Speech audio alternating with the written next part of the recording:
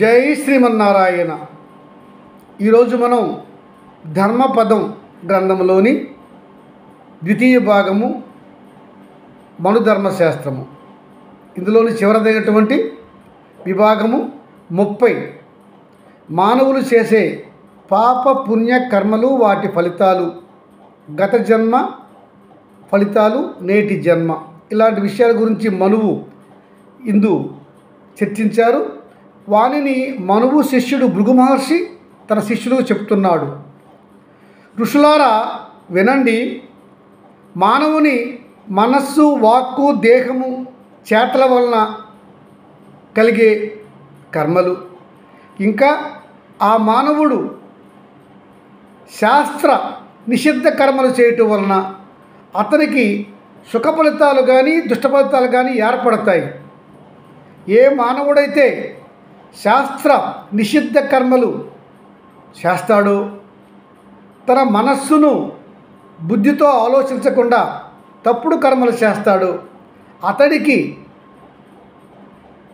సర్వకాలాల్లో కూడా దుఃఖ ఫలితాలే వస్తాయి. ఏ మానవుడైతే తన మనస్సును సక్రమంగా బుద్ధితో ఆలోచించి సన్మార్గముగా ధర్మ మార్గములో పనులు చేస్తాడో, అలాగనే శాస్త్ర విహిత కర్మలు బుద్ధిగా చేస్తాడో అతనికి సుఖ ఫలితాలు వస్తాయి.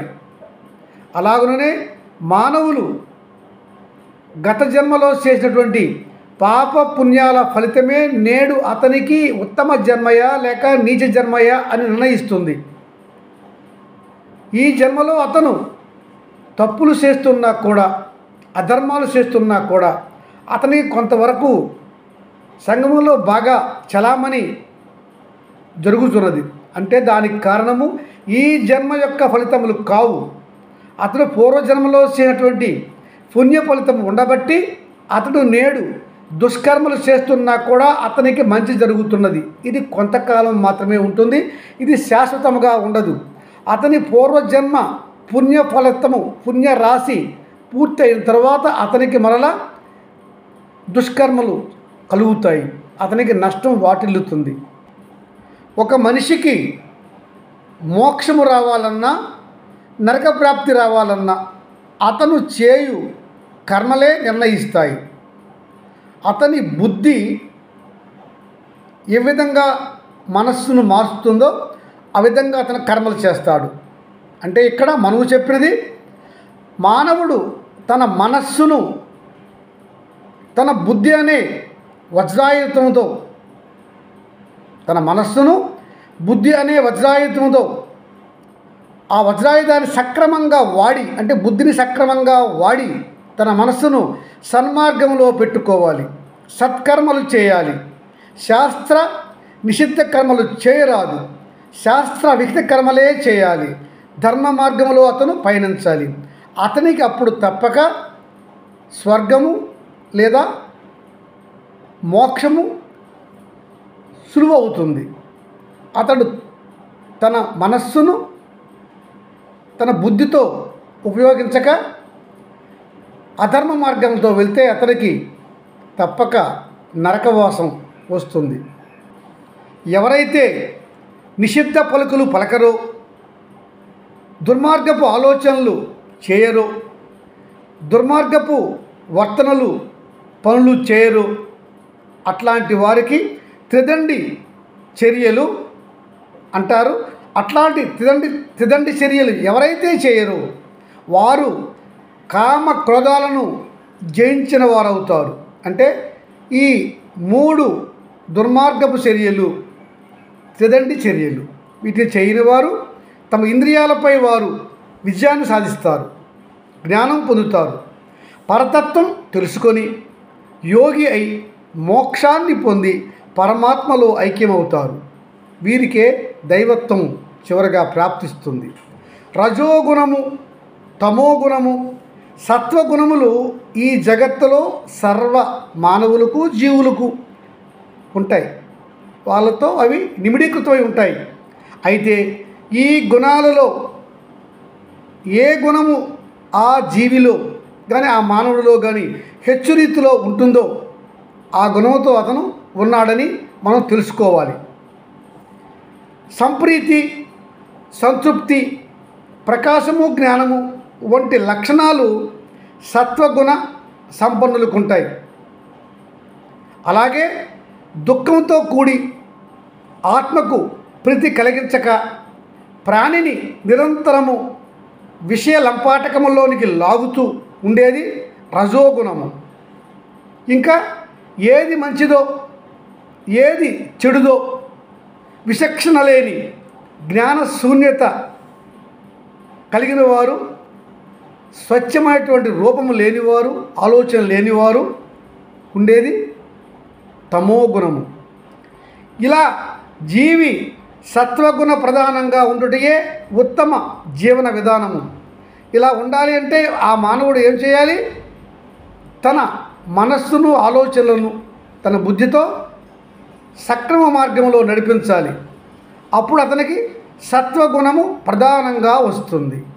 అంటే తన మనస్సును బుద్ధి అనే వజ్రాయుధంతో నియంత్రించుతూ సన్మార్గంలో, ధర్మ మార్గంలో వెళ్ళినట్లు అతను నియంత్రించుకోవాలి. అప్పుడు అతనికి తప్పక సత్వగుణం వస్తుంది. వేద అభ్యాసము, ప్రజాపత్యము, శాస్త్రజ్ఞానము, జలము మృత్తికలతో శుద్ధి పొందుట, ఇంద్రియ నిగ్రహము, దానాది సత్కార్యములు చేయుట, బ్రహ్మధ్యానముపై ఆసక్తి ఉండుట, పనిలో బిడియం లేకుండా సక్రమంగా పనిచేయుట, దాని సాఫల్యత పొందుట, ఫలితం ఆశించకుండా సంతృప్తితో కార్యములు చేసి ఆ కార్యములు దైవానికి సమర్పించువాడు తప్పక సత్వగుణ సంపన్నుడు అని మనం చెప్పుకుంటాం. అలాగే ప్రతి పనికి ఫలితాన్ని ఆశించి చేయటం, చిన్న పనికి పని ప్రయత్నం చేయుట, ఇంద్రియాల యందు ఆసక్తి కలిగి ఉండుట, కీర్తి కోసము ప్రాకులాడుట రజోగుణం యొక్క ప్రధాన లక్షణములు.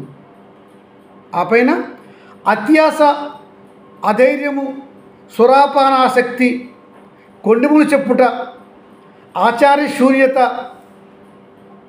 పరస్త్రీ వ్యామోహము, యోచన, ధర్మంపై ఆచరణ లేకపోవుట, నమ్మకం లేకపోవుట, ఏ పని చేయడానికి బిడియపడి చేయకుండుట, ఇలాంటి లక్షణములు ప్రధానంగా తమో గుణము వారికి ఉంటాయి.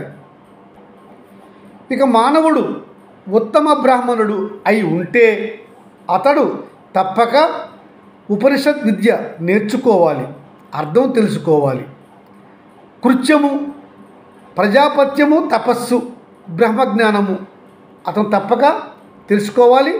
ఇంద్రియాలను నియంత్రించుకుంటూ ఉండాలి. శాస్త్రము అంగీకరించని హింస అతడు చేయరాదు. అంటే శాస్త్రబద్ధంగా అతను జీవించాలి.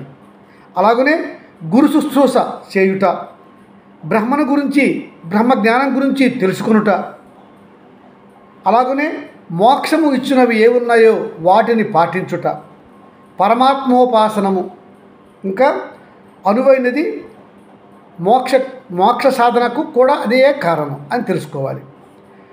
మరియు ఆ మానవుడు అంటే ఆ ఉత్తమ బ్రాహ్మణుడు ధర్మబద్ధుడైతే అతడే విప్రుడు, అతడే ఉత్తమ బ్రాహ్మణుడు అని మనం తెలుసుకోవాలి. ఇట్లాంటి వారికి మోక్షము సులువుతరము. ఇక బ్రాహ్మణుల తర్వాత మిగిలిన 3 వర్ణాల వారు జ్ఞాన సముపార్జనతో ఇంద్రియార్థాలను బుద్ధి జ్ఞానంతో నియంత్రించుకొని ధర్మాధర్మాలను విచక్షణతో తెలుసుకొని ధర్మజీవనము చేస్తూ సాత్విక గుణ ప్రధానంగా ప్రవర్తించాలి. అహింస, సత్యవ్రతాలతో జీవనం కొనసాగించాలి. మరియు పరమాత్మోపాసన చేస్తూ ఉండాలి.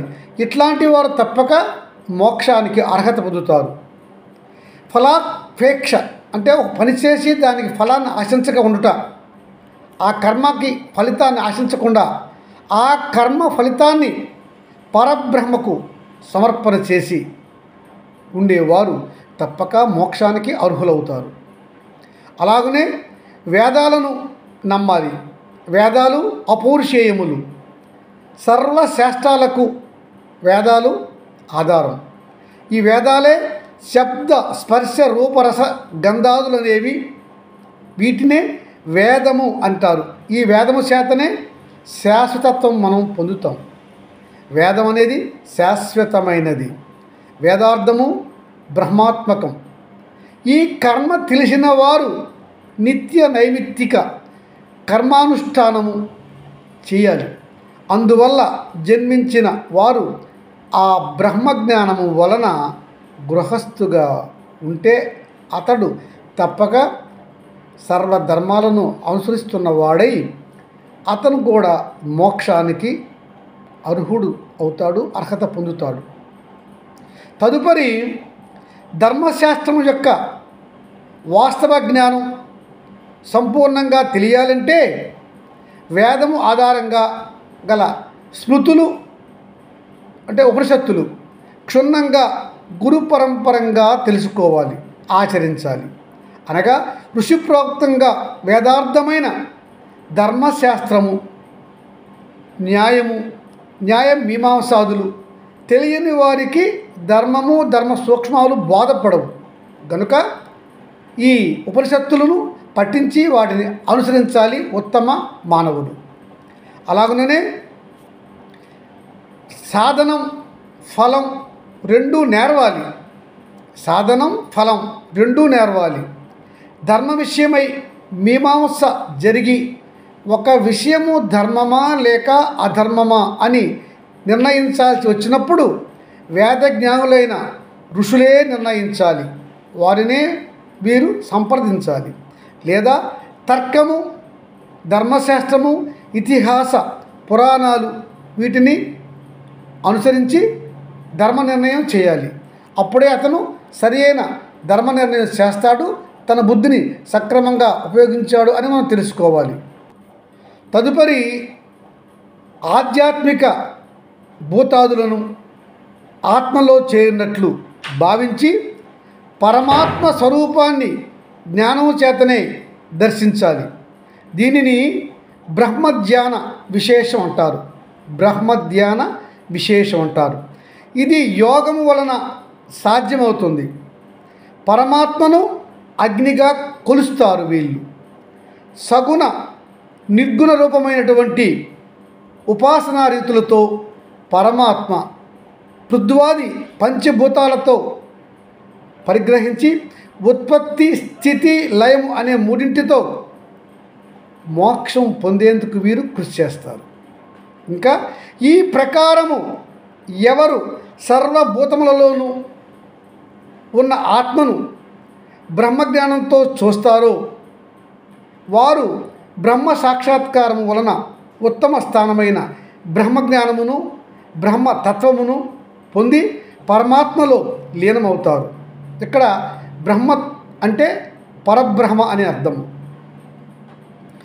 సమీక్ష ఎవరు చేస్తారు అంటే ఈ ధర్మశాస్త్రమును మనువు చెప్పగా భృగు మహర్షికి వినిదాన్ని చెప్పాడు మనువు. అంటే బ్రహ్మదేవుడు మనువుకు చెప్తే మనువు భృగు మహర్షి చెప్పాడు, భృగు మహర్షి తన శిష్యులైన ఋషులకు చెప్పాడు ఈ ధర్మశాస్త్రాన్ని. ఇది దాదాపుగా క్రీస్తు పూర్వం 5000 సంవత్సరాల పూర్వమే గ్రంథస్థమైనదని భారతీయులు పాశ్చాత్యులు నమ్ముతున్నారు. ఈ మనుధర్మశాస్త్రాన్ని ద్వాపర యుగములో కొద్దిపాటి మార్పులు చేర్పులతో యాజ్ఞవల్క్య ఋషి అలాగనే పరాశర స్మృతుల ద్వారా ద్వాపరయుగంలో పారాశరులు వారు అంటే పరాశర యొక్క పుత్రుడు పారాశర్యులు వేదవ్యాసుల వారు ఈ ధర్మాలను వ్రాశారు. అంటే వేదవ్యాసుల వారు ఈ ధర్మాలన్నింటినీ క్రోడీకరించి తన మహాభారత గ్రంథంలో చేర్చారు. అనుశాసన పర్వంలోనూ ఇతర శాంతి పర్వంలోనూ కూడా మనం ఈ ధర్మాలు ఎక్కువగా చూస్తాం. ఇలా ధర్మాలు తగు విధంగా మార్పులు జరుపులు చేస్తూ వచ్చాయి. కలియుగంలో నేటి శాసనములు కూడా ధర్మములే. 2వ భాగంలో ఈ 20 బిలో చూద్దాం. జై శ్రీమన్నారాయణ.